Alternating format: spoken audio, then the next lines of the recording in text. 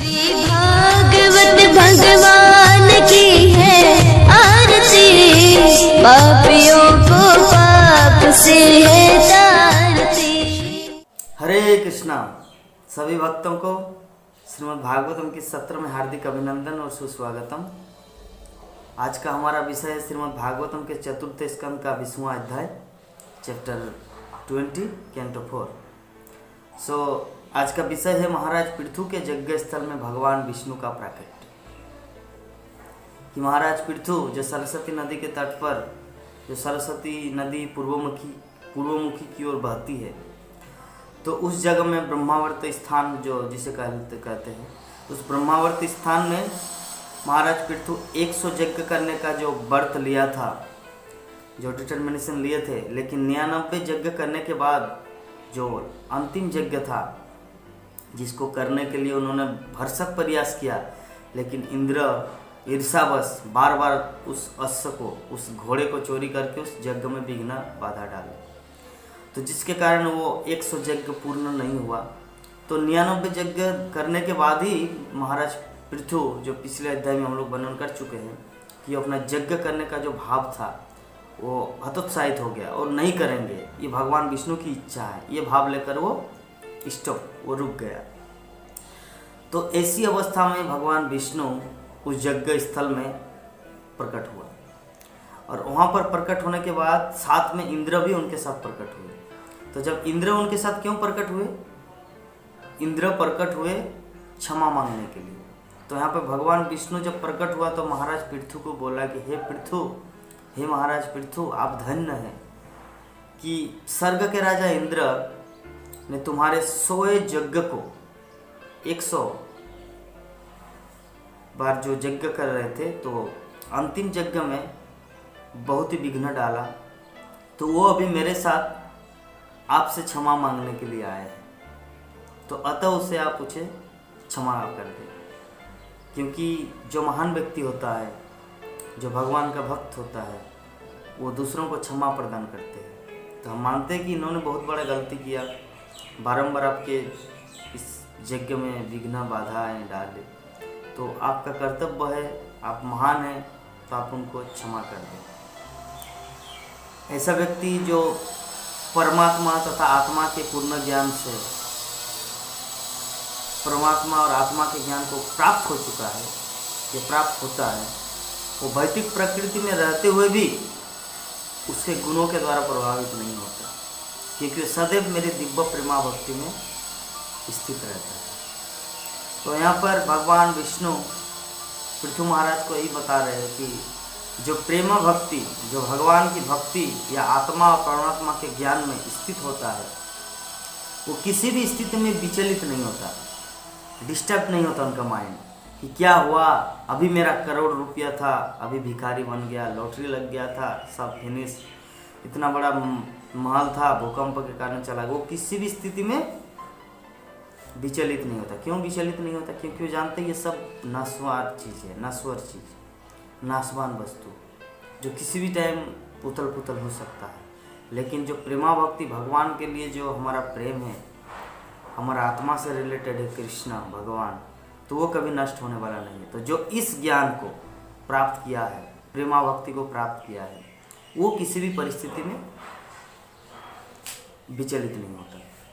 तो यही वाला बात भगवान विष्णु पृथु महाराज को बोल रहे हैं कि जो आत्मा और परमात्मा के ज्ञान में अवस्थित है, वो मेरी प्रेमा भक्ति करके किसी भी स्थिति में, किसी भी परिस्थिति में वो विचलित नहीं होता। और राजा का निर्दिष्ट धर्म ये है कि वो राज्य के सारे नागरिकों को सुरक्षा प्रदान करे। ऐसा करने से राजा को अगले जीवन में प्रजा के पुण्यों का 6% भाग प्राप्त होता है। किंतु जो इसके विपरीत कर्म करता है, उनको नरक में फल भोगना पड़ता है, पाप कर्म का फल भोगना पड़ता है। जो कर वसूल करता है नागरिकों से, उसे पाप कर्म का फल भोगना पड़ता है। तो इस प्रकार भगवान विष्णु जो यज्ञ स्थल में प्रकट हुए, पृथु महाराज को अनेक प्रकार का ज्ञान प्रदान किया, और उन्होंने ये भी कहा कि देखिए, आपने जिस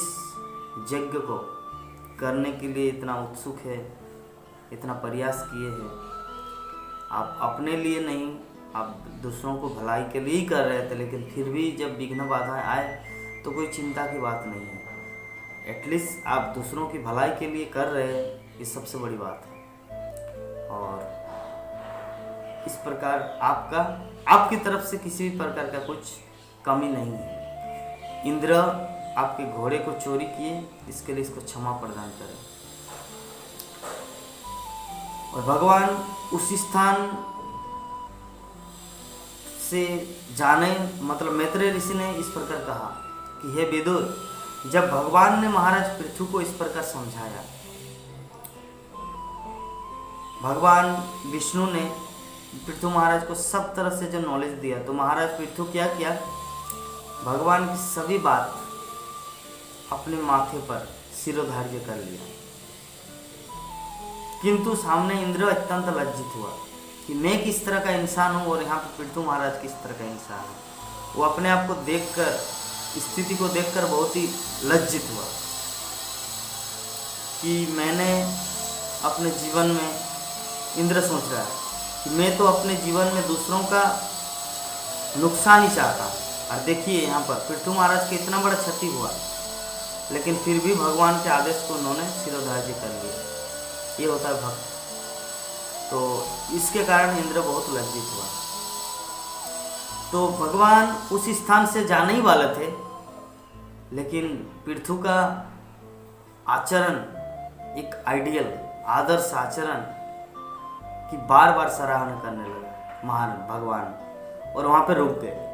तो जैसे ही भगवान वहाँ पे रुक गए, वो भगवान जाने ही वाले थे, अंतर्ध्यान होने ही वाले थे पृथु के उस स्थल से, लेकिन पृथु महाराज का जो क्वालिटी, दिव्य गुण, जिसके कारण भगवान वहाँ से जाना नहीं चाह रहे। तो जब भगवान वहाँ पे रुक गए, तो भगवान विष्णु को पृथु महाराज ने स्तुति करना प्रारंभ किया कि बोले कि हे प्रभु, आप समस्त वरदान, आप वर देने वालों में समस्त देवों में श्रेष्ठ हैं।